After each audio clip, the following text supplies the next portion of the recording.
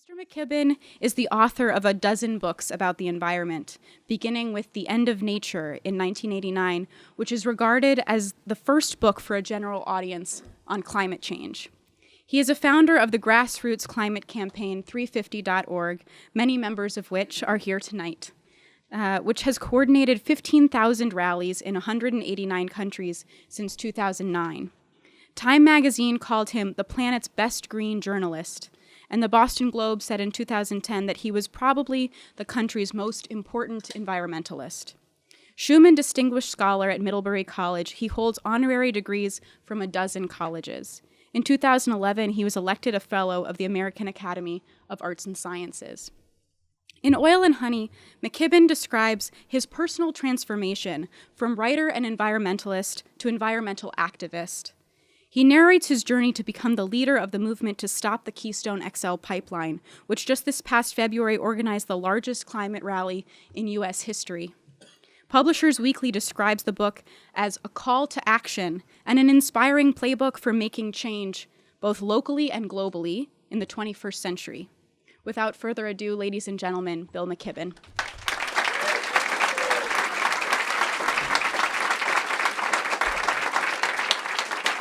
Well, thank you for that. It is a great pleasure to be in my absolute favorite bookstore, I think, in the whole country. Y'all are smart enough to... One of the themes of this book has to do with local economies and things. Y'all are smart enough to know by this point, having watched Kramer Books and Olson's and everything disappear, not to take your local bookstore for granted. So I'm happy to sign books. I'm completely happy if you go to get the book out of the library. Just don't buy it over the internet from someplace else, okay? If you're going to buy a book, buy it here. Since it's called Politics and Prose, and since I'm mostly, at this point, I'm afraid I'm only barely a writer, more a kind of pretend organizer. Let me just say a couple of things, a couple of organizing things.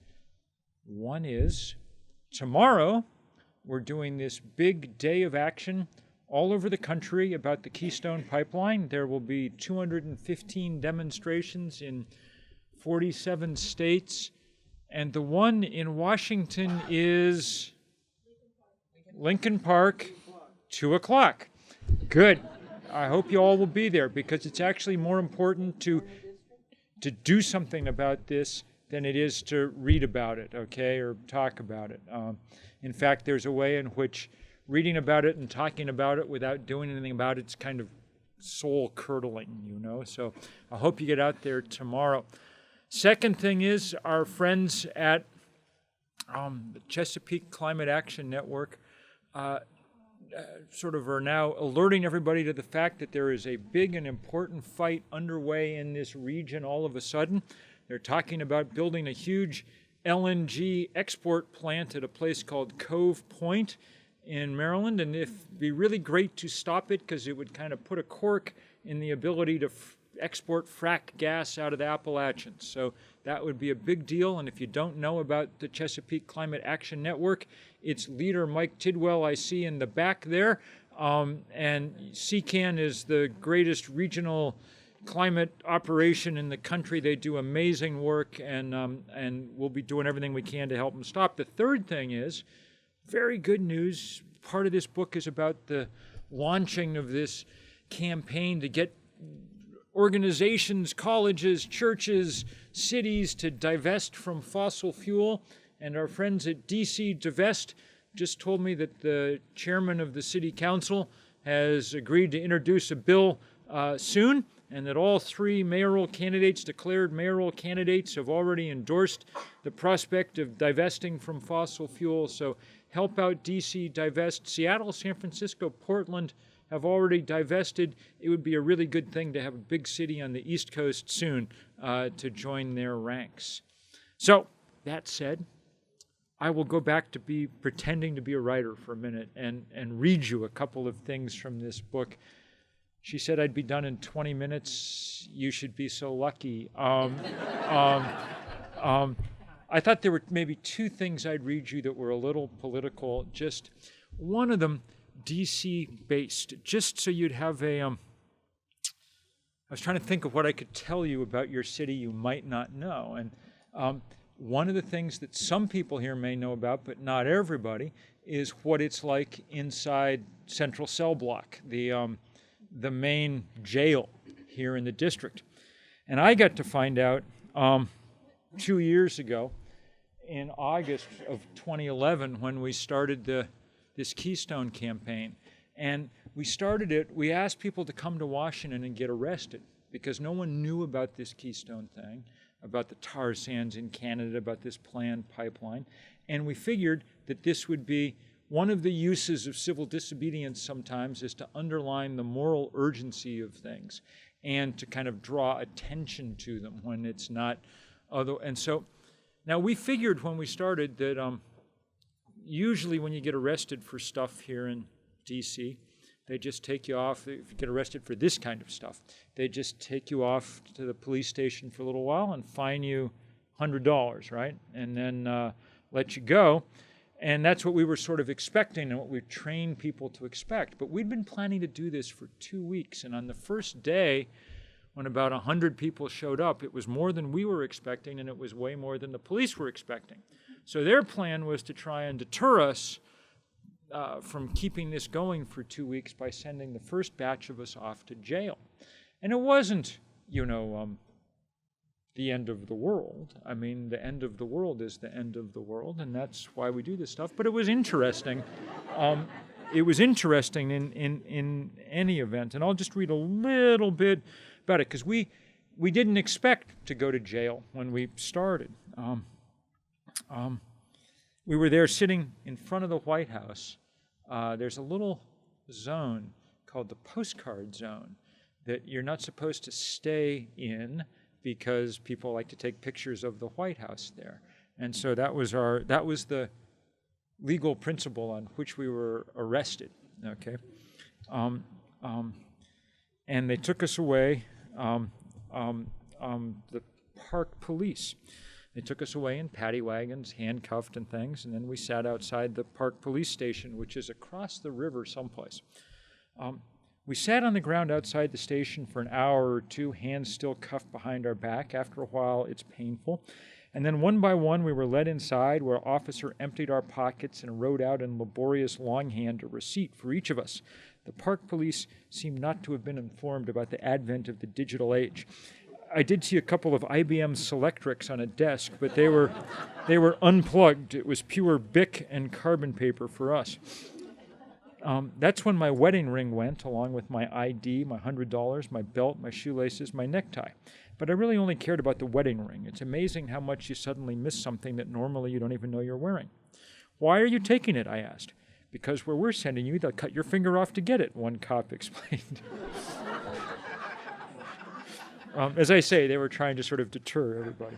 And that was a pretty good clue, but we still didn't understand we were headed for jail. The lawyers had been so sure it would be just a matter of hours before we'd be released back out into the sweltering Washington afternoon.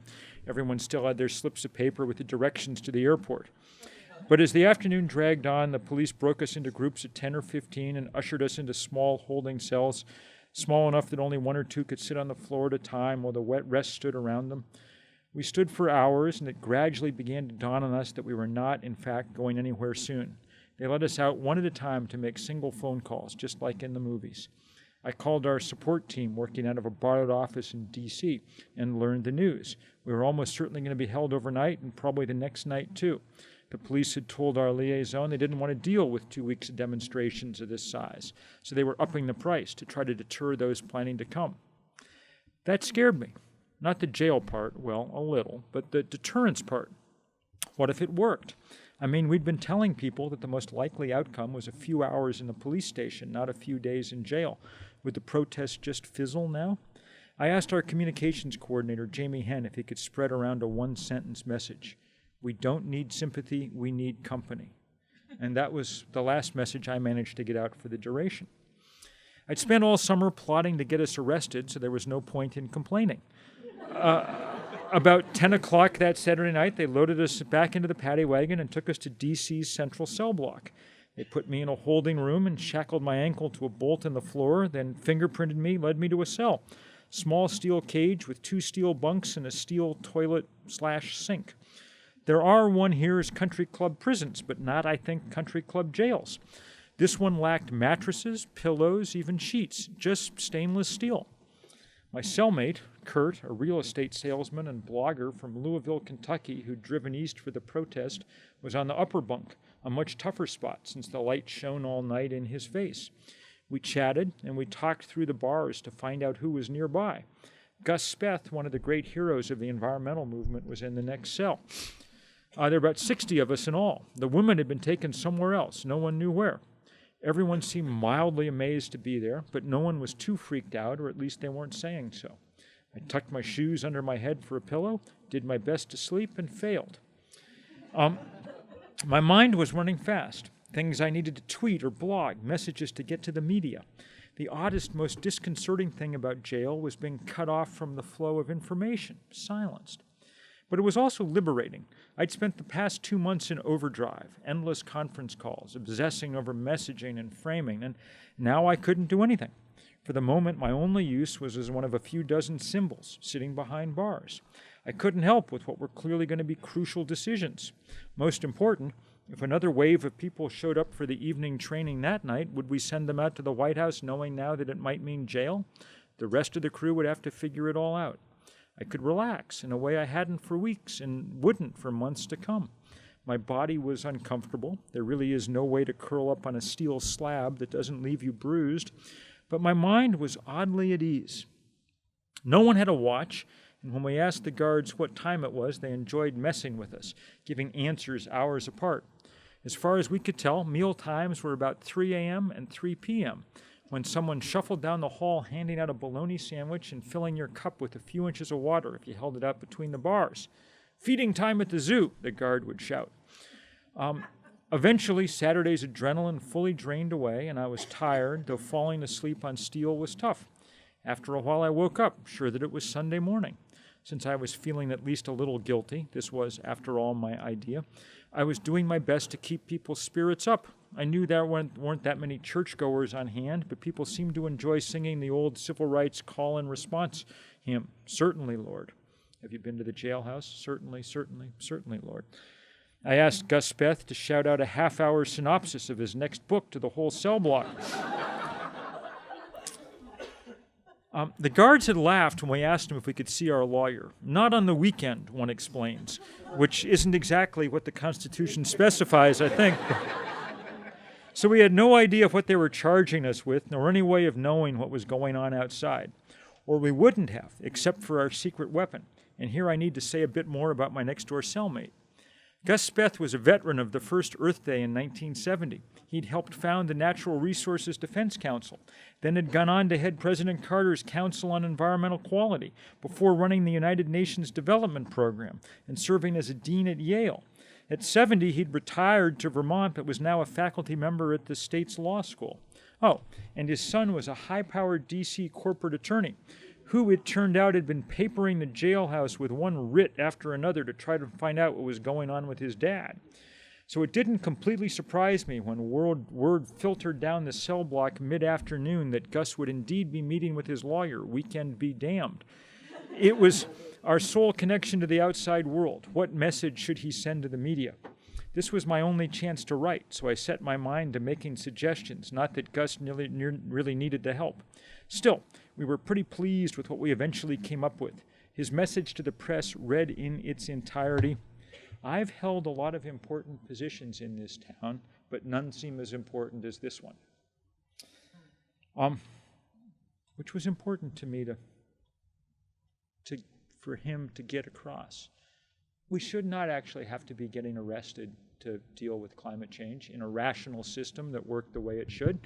The mere fact that scientists are explaining patiently that the worst thing in the world was happening and that economists were explaining pretty simply what we could do about it should be enough to get action happening. But it wasn't happening. We'd come up against the most powerful industry in the world, and that explains why for 25 years there's basically been a bipartisan effort to make sure nothing happens in this city, and it's been pretty successful. I held my breath while Gus was off in the cell with his son, waiting for the news, which it turned out couldn't have been better. Day 2 of the protest had been, he reported with a smile, even bigger than day 1, with 100 people getting arrested. The logic of the police, which probably works with criminals, seems to have had the reverse effect on idealists. Faced with more serious consequences, more people had come to the fore. And with that, I knew the weekend really was a turning point, the moment when establishment insider environmentalism found itself a little overtaken by grassroots power. We'd gone beyond education to resistance, the movement we'd long needed and had been glimpsed in environmental justice efforts around the country was starting to emerge on a national scale. The spirit of that long-ago first Earth Day, when I was 9 and Gus was a young man, seemed renewed. It was, I hoped, a portent of a larger hope for the movement, a sign that people were finally willing to step up. Since no one new was appearing in our cell block, we guessed, correctly as it turned out, that we'd filled the jailhouse and the police had given up on their deterrence campaign and started treating the next wave of protesters in the usual way, with a trip to the station house and a $100 fine. With that thought, I relaxed, and I think that second night I got a few hours sleep before the 3 a.m. baloney call. And since it was now Monday morning, the legal mill could resume its grinding. At 5 a.m., we were cuffed again and back in the wagon, bound a few hundred yards for the holding cells at the city's central courthouse. The new wrinkle was that they shackled us to one another at the ankle. A chain gang, again, just like the movies. Put your hand on the shoulder of the guy in front of you and shuffle along. Also, we got to meet many of the weekend's other criminals, some of whom seemed to find it worth a wry chuckle that we were there on a charge of failure to yield. Shit, explained one veteran of the system, that's not even a misdemeanor, that's a traffic. We knew we were going to get out eventually, but it was sobering to see the justice system from the inside. To watch, for instance, as court-appointed lawyers appeared at the side of the cage, clutching a folder and bellowing the last name of their next assignment. McClendon! Someone would shuffle sleepily toward the bars. Attempted murder, the lawyer would say. A minute or two of conversation would ensue, and then the lawyer would wander off. It really was just depressing as hell to see what happens to large segments of this city, just get swept up in one. We watched this drama all day long, about 12 hours of lying on the cement floor or standing and holding bars. Finally, late in the afternoon, we saw the women from our team emerge from behind a door, waving at us as they were led to the exits. Half an hour after that, we were led out of the cell, one by one, uncuffed, and sent down the hall through one more set of barred doors and out into the world, where there was fresh air, boxes of bagels on the courthouse steps, lots of friends, and of course cell phones with reporters on the other end. Back to work, on message. We won't talk much about the jail, we decided. Keep the focus on the Keystone Pipeline. By the second or third interview, I had my talking points. People are willing to get arrested because this is a big deal. The second biggest pool of carbon on Earth. Our numbers are growing. It was amazing how quickly it dropped away, but it's also amazing how useful it was. And I have the strong feeling we're probably going to need to do more of it, and really in bigger, more in-depth ways, probably, as time goes on. This may have been enough to get this fight started, but there are a lot of fights ahead of us, and the power is mostly on the other side. I'll read a little bit about that, but in the context of the other half of this book. It's called Oil and Honey, and the oil part's self-explanatory, this kind of fight against the fossil fuel industry. The honey part is about Vermont, where I live, which is one of these places that's tried very hard to begin to kind of remake itself and make itself work. We have a great local food movement and all of that. And the vehicle I sort of chose to write about this with is one of my neighbors and dear friends, an apiarist, a beekeeper, a man named Kirk Webster, who was the first large-scale chemical-free apiarist in the country. you know that bees are in big trouble. The Times said a few months ago that half the beehives in the country may have died in the last year. But Kirks have done pretty well. And so it was a great pleasure to be there whenever I was home, which wasn't often enough, but whenever I was home to kind of help with the cycle of the year with the bees. They're amazing creatures that I really came to like and admire. But they also have a kind of, since we're in Washington, I'll stay on a kind of political theme a little bit and read you a little bit about, about a kind of metaphor that came to mind as I was thinking, watching these bees. Bees, I think, vie with beavers for kind of metaphor production, There are many, many metaphors that come out of the beehive, but this would have been 2012, a year ago.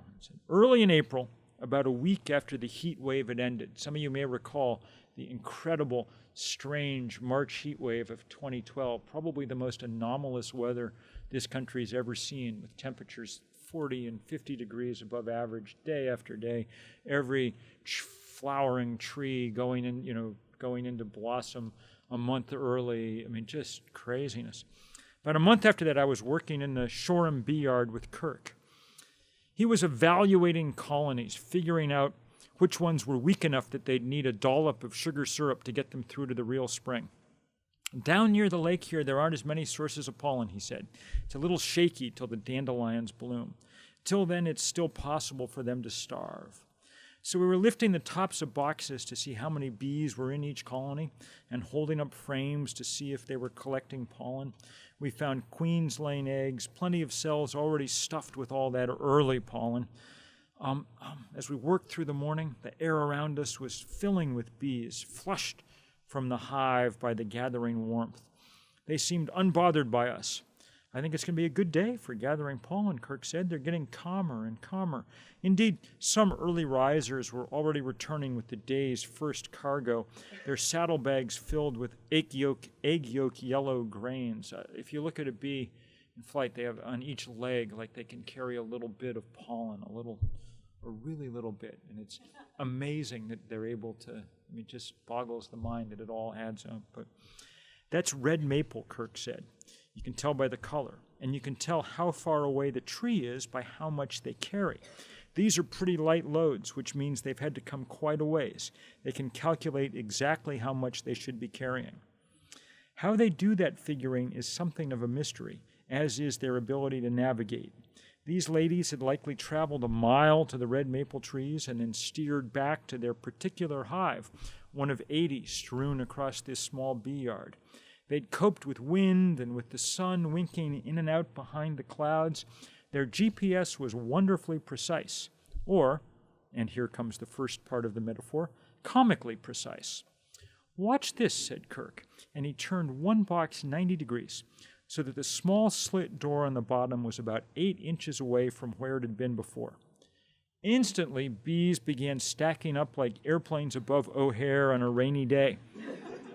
They were lining up at exactly the spot where the slit should have been, and when it wasn't there, they had no way of finding it. All they could do was hover desperately.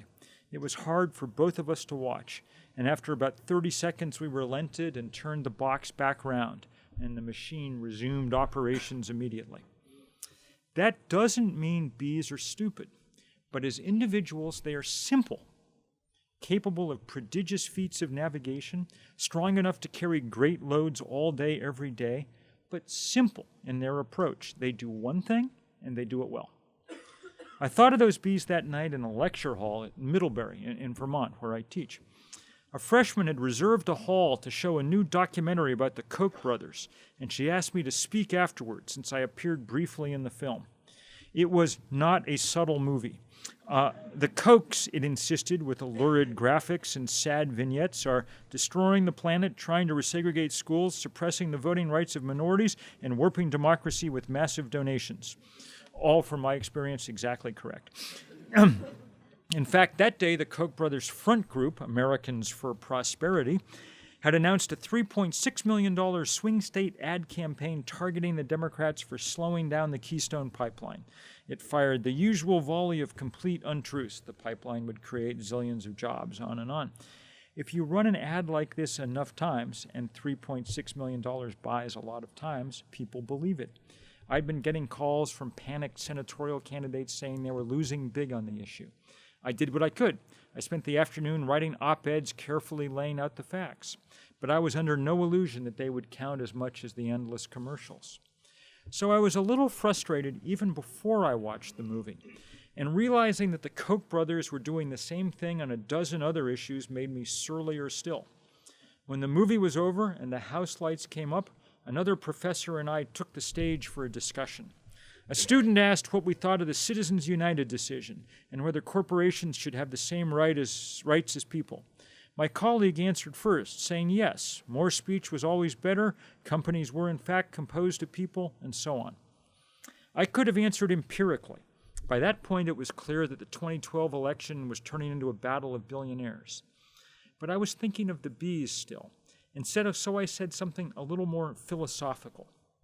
The reason we shouldn't count corporations as humans isn't that they're bad, it's that they're simple, I began. They do the thing they do with great power.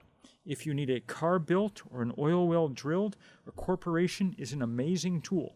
It can gather resources from great distances, carry them precisely where they're needed, combine various skills to produce something of great value from crude raw materials. A corporation can, that is, gather grains of pollen and produce honey. But being powerful is not the same as being complex. Real human beings are complicated. We have instinctual desires and cravings that drive much of our behavior too, just like bees. But those are tempered by strange and wonderful forces outside ourselves, such as art, the making of something of significance out of nothing, or religion, which at least as far back as the Buddha has taught us to suspect some of our instincts and our cravings. We can remember our ancestors. We can imagine our grandchildren. And so sometimes we act in odd and counter-instinctual ways. We may cry when we see a hungry person, even empty our pockets to feed him. In extreme cases, we may give our lives over to that kind of service. Or we sometimes vote for politicians who will raise our taxes and give the money to the poor.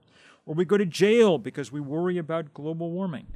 The precise glory of humans is that we're complicated, and those complications are what rein us in, what might still, say, keep us from deciding to tap the tar sands of Canada or cut down the rainforests of the Amazon. A corporation, far more wonderful in its abilities to execute a plan than any of us individuals, is nonetheless uncomplicated. It doesn't care much about the past and can't think very far into the future. If it does, its shareholders will rebel. It's less like a person than like a bee, at least in this regard. And given the power of speech like a human, a corporation won't use it to reflect, to check itself, or to think about the larger good. It will simply put this new power to work on its single-minded, simple-minded goal of amassing wealth, just as the Koch brothers did, sublimely unconcerned that their tar sand investments were threatening the planet. In other words, if your goal is to efficiently tap the tar sands, you need a corporation. But to decide if tapping the tar sands is a good idea, you need to keep corporations out of it. Their relentless simplicity will combine with their wealth to overwhelm reason and science and love. If you want honey, you need a hive of bees. But if you were trying to decide if making honey was a good idea, bees would be the last creatures to ask. You know what their answer is going to be. In fact, if you get in their way, they'll be perplexed for a little while trying to find the door. And if you persist in getting in their way, they're eventually going to get mad and sting. That's just how it works. So,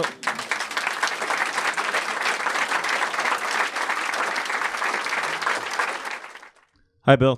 Thanks for being here. Your time is very valuable, so I'm sure we all very much appreciate you spending so much time with us. I'm a graduate student at American University, and we just hit 400 parts per million. I'm sure I don't have to tell anyone in this room. I know your organization, 350.org, is based on bringing atmospheric levels down from there, we probably won't see it level off at 500, ideally maybe 6, and then positive feedbacks may pop up where.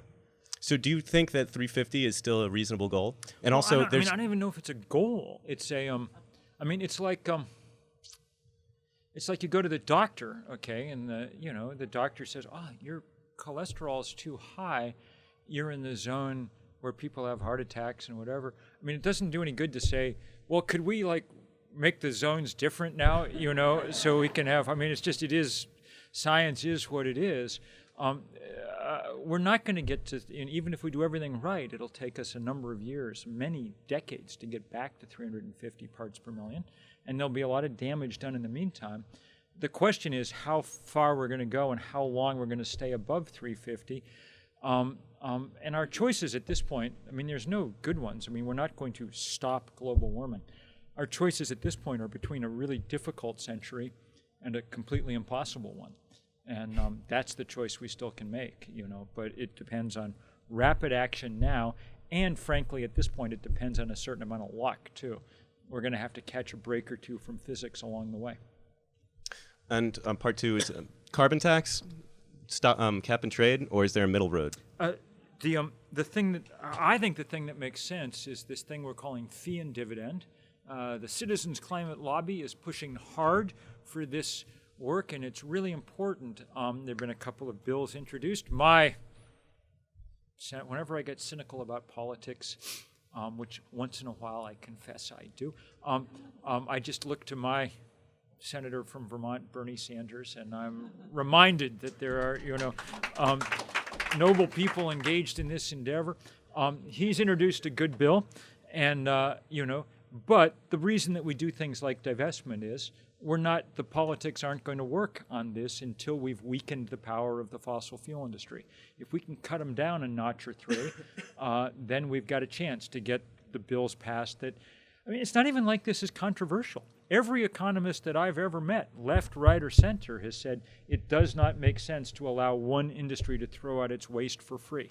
The fact that the fossil fuel industry can pour the most dangerous stuff into the world in the atmosphere without a price on it is the reason that we're moving so slowly toward making the transition to renewable energy. And as long as there's no serious price on carbon, it's going to be an uphill battle all the time, which is why we work hard on things like divestment. As we get them, we'll make people understand what a rogue industry this is, and hopefully weaken their ability to dominate events here. Thank you. Hey, Bill, thanks for, it's Mike Tidwell with Chesapeake Climate Action Network. Thanks, first of all, for writing the book. I can't wait to read it. Thanks for mentioning the Cove Point export facility. For anyone who's concerned about fracking and increasing fracking in our region, the export of fracking natural gas overseas, we have a really big fight on our hands with this proposed export facility in southern Maryland. It would become, if built, the largest source of global warming pollution in the state of Maryland. This is a global warming worst case scenario, this Cove Point LNG, liquefied natural gas export facility. If you want to learn more, we'll have propaganda out on the sidewalk that you could take with you. But Bill, you and I have both been in this fight, you longer than me, fighting climate change in this country, and it always seems like, it's finally happening. Katrina, an inconvenient truth comes out. But it really does, you've called it the fossil fuel resistance, and it really does feel like it's for real this time. Why is it happening now, and what explains it? 80% of U.S. counties have had a federally declared disaster in the last 2 years. I wish I could take full credit for having educated everyone about climate change, but Mother Nature is playing her small role as well, Look, at a certain point, who are you going to believe? Fox News or your own lying eyes, Colorado, Boulder, Colorado, has already passed its all-time annual rainfall record with 3 months to go in the year. That's what happens when you change the temperature of the atmosphere and its ability to hold moisture. California is the driest year it's ever been. And the biggest wildfire in the history of the Sierra is burning across the exact territory where John Muir invented the modern environmental movement, where he dreamed up the kind of vocabulary and grammar of wildness that changed our understanding of the world around us. I think that's what's going on. People are just seeing what's happening, and at a certain point, it makes it turns from obnoxious to disgusting, the kind of tactics of the bought-off Washington politicians who are standing in the way. The subject is genetically modified crops, and I'll ask the question this way. About a year ago, your fellow environmental activist Mark Linus at the Oxford Farming Conference said that he had changed his position 180 degrees. When asked why, he said because he had discovered science and thought that GM was a very important technology if you were an environmentalist. Could you please give your insight on that? I wrote a book on genetic engineering some years ago, so I've looked at the science. I'm not actually scared about the... I don't think genetically modified food probably is going to kill you, although who knows. It's not a good idea to just spread things out around the landscape without actually finding out first, which is exactly what we've done with genetically modified food, and who knows what we'll find in 10 or 20 years. I'm pretty sure that, we see this around the world, that the biggest effect will be on making life much more difficult for a class of people whom it's already difficult for, small peasant farmers. Those are the people that we badly need to keep on the farm doing the kind of work that they're doing now. One of the most exciting things that we've found in the last few years, and I write about this, I don't know if I write about it in here, maybe a little bit, is that agronomists have decided now, contrary to what they thought and what most of us kind of instinctually believe, that it turns out that small-scale farming is the best way you get the most calories per acre from small-scale, not large-scale farming. Our kind of idea that we have to feed the world by having huge, massive corporate genetically engineered farms just turns out to be wrong. If you want to make the most dollars per acre, that's definitely the way to do it. But if you want to make the most calories per acre, having farmers taking control of relatively small plots of land where they can keep track of everything that's going on and maximize production turns out almost across crop and across latitude to be the best way to do it. And genetically modified seed, the biggest problem with it in that sense is it's expensive, and it favors those who can do big-scale corporate farming and disadvantages those who work on the scale that I'm describing. So I'm far more worried in the end about its societal effects than about its, whatever, like carcinogenic effects or whatever it's going to have. I'll take my chances with that. But I've spent too much time in places like Bangladesh that still have intact rural agricultural systems to want to take the chance of messing them up in those ways. And I'm happy to see that in state after state across the union where people are doing their best to at least get, and this seems to me something everybody could agree on no matter what their position, to at least allow the labeling of genetically modified food. So that one can take part in this discussion as a consumer with full understanding of what's going on. There'll be a vote in Washington State in a few weeks. I'm headed to Washington State in a few hours. So I will, I'll be curious to hear what's going on out there. Monsanto's doing their very best to make sure it doesn't pass, but my guess is that maybe citizens there will be able to do something different. Thank you. It's good to see you, and we're not shivering. I was on a teleconference on environmental thing, and someone made a very important point, and that is that it's important to get other organizations, non-environmental groups, involved, so that they can't but just say, well, these silly environmentalists, yes. And get unions, get other organizations yes. on. What efforts are you making, and how successful have you been? So this is a very good question. How do we get, and have we been able to get other groups that aren't environmental groups involved in these fights? And it's really key. I mean, I see my colleague Jason Kowalski who's sort of our Washington coordinator for 350.org in the back. And this kind of coalition building is one of the most important things that we do. And it's been really powerful to watch this kind of progressive coalition forming over the last few years. When it became clear that Barack Obama was not as kind of automatically progressive on things as people had hoped.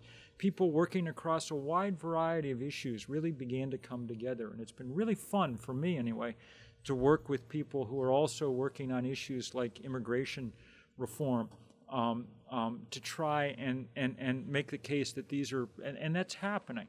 One of the things that was really beautiful about the first those arrests that I was describing, and you'll remember this, one of the people who went to jail with us was a guy named Dan Choi, Lieutenant Dan Choi, who'd been arrested, who'd sort of somewhat inspired our action by chaining himself to the White House fence to try and, he was a gay sailor or soldier, one or the other, Army soldier, and he was trying to stop Don't Ask, Don't Tell successfully. I mean, he triggered much. I mean, he was a real hero.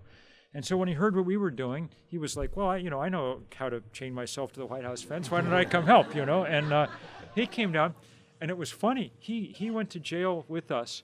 And, when he'd done this, they'd just done this thing where they find him, whatever. And I remember we were being led into these cells that night, and he looked up at me and said, man, they must really hate you guys, as we were going in. So there's a lot of that coalition building, and it's really beautiful and powerful, and it has to go on. I was, reading about the Koch brothers. We have serious common enemies across this fight. It's not always easy. The pipe fitters union wanted the Keystone Pipeline in a big way because they were going to get the few jobs there were going to be to get. But much of the rest of organized labor has been strong and powerful in trying to help block it, and that's been good to see. Hi.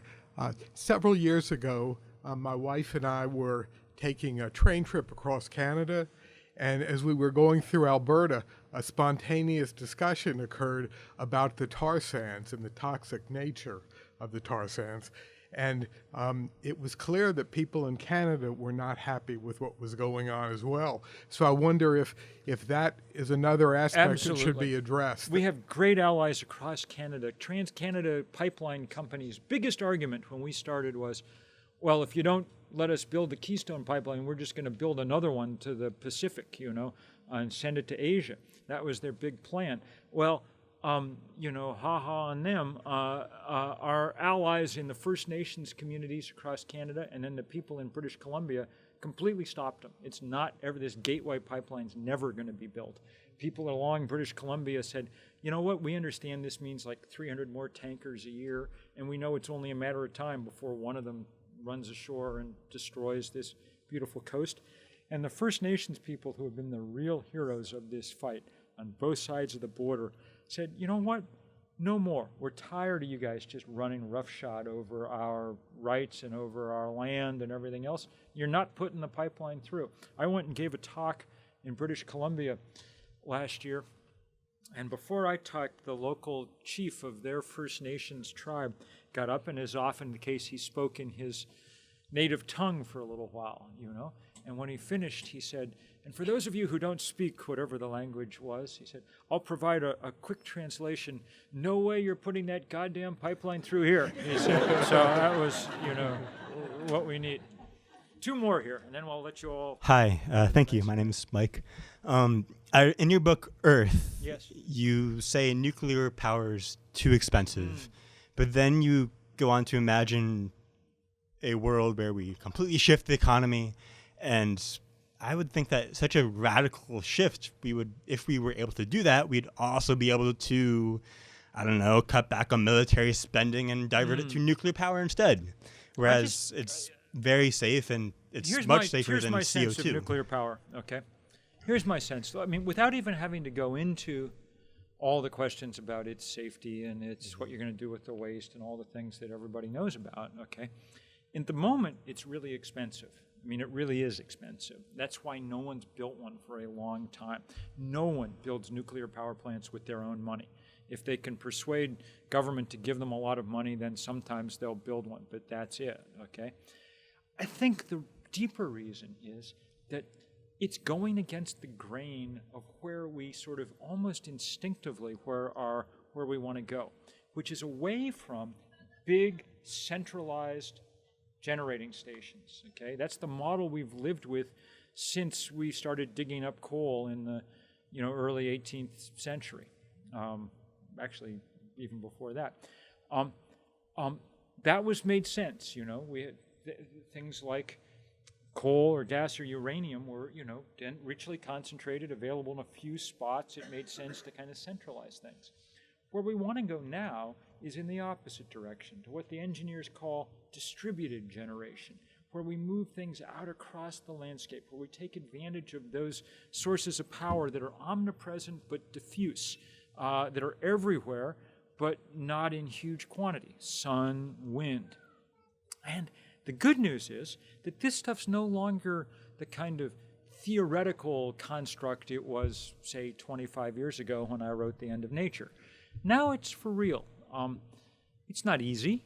It wouldn't be the easiest thing in the world to do, but there was a study from the University of Delaware in January saying that if we built they looked at 350 billion weather combinations over the last century, said if we build out a robust solar and wind grid, then we'll be able to keep supplying power 99.9% of the time at a cost comparable to fossil fuels, okay, by 2030. You can get some sense of this in the few places that have really tried. Germany's the one big country, the one non-Scandinavian country that's made a serious effort along this way. There were days this summer when the Germans generated half the power they used from solar panels within their borders. And this is Germany. I mean, really, no one has ever, taken their sun-splashed vacation in Dusseldorf, in a country that has on offer, Florida, California, Texas, Nevada, Arizona, New Mexico, Utah. I mean, we could get a lot done here, in those ways. So my guess is that's where we want to go, that the architecture of the energy system that we're looking for is in that distributed fashion. And I think, in a way, it gets easier for us to imagine it because we have the kind of architecture suddenly in our brains as a result of the internet.